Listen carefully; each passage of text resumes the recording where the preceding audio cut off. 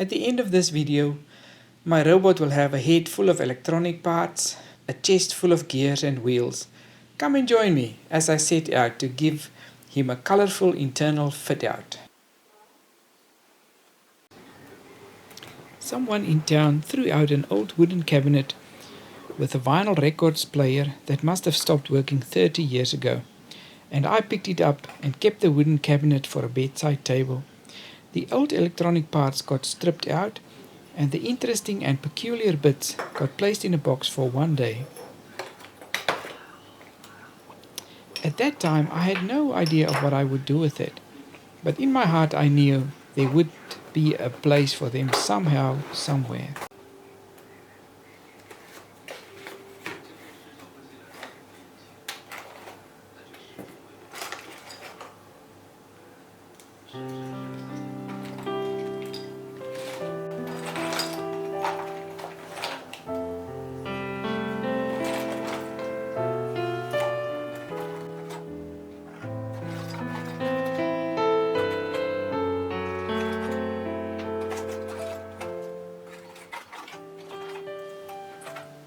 I find myself a collector of bits and bobs, odds and sods.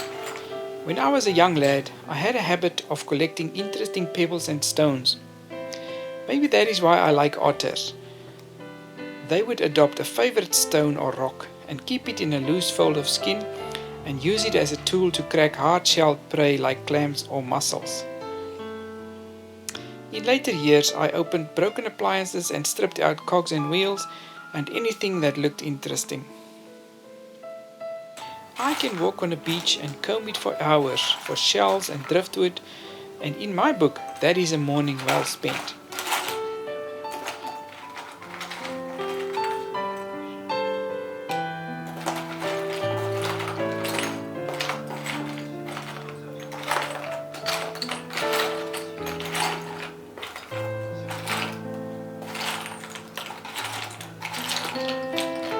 If I am out and about on a walk in town, my eyes always spot something interesting to add to my collections. The only thing I enjoy more than a good scavenge hunt is to put these things to use in an unusual, artful way.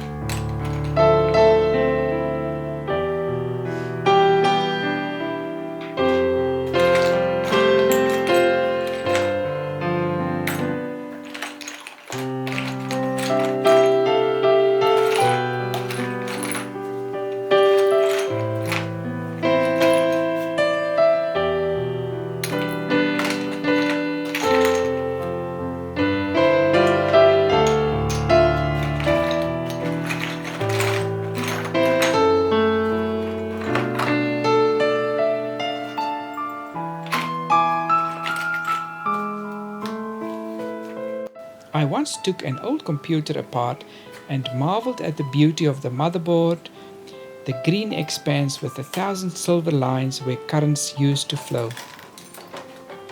Colorful parts are mounted everywhere, and they all worked in unison. It makes me think of a city grid, and the parts are the buildings, and the silver circuits are the streets. There are artists who create amazing sculptures out of trash, and when you move around these artworks, you can see from different angles colorful parrots or human faces where the random parts have been placed. These are mind-blowing. I am astonished at the creativity that can be achieved in such a way. In a sense, it is to make something out of nothing. Not really nothing, but something that was deemed nothing.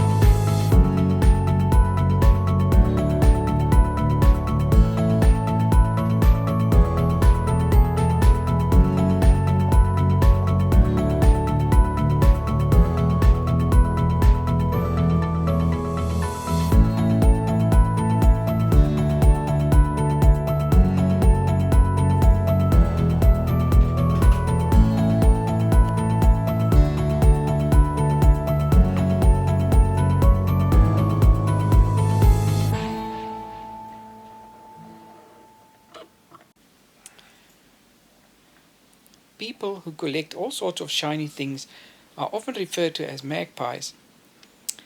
And after reading up about this, I discovered that the idea that magpies collect shiny things is actually a myth.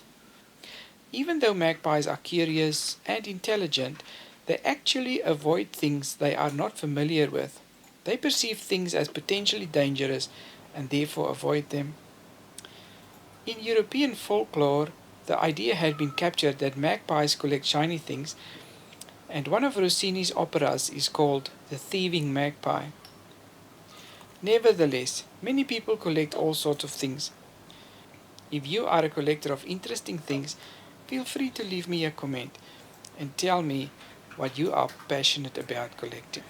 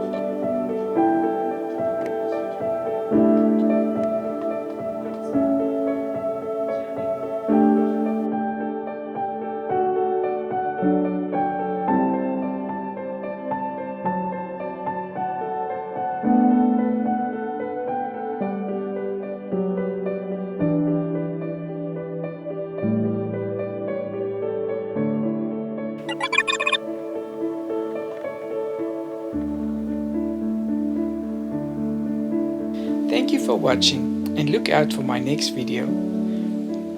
With spring in the air in New Zealand, I am planning to make a toy sheep on a little wagon to celebrate the spring.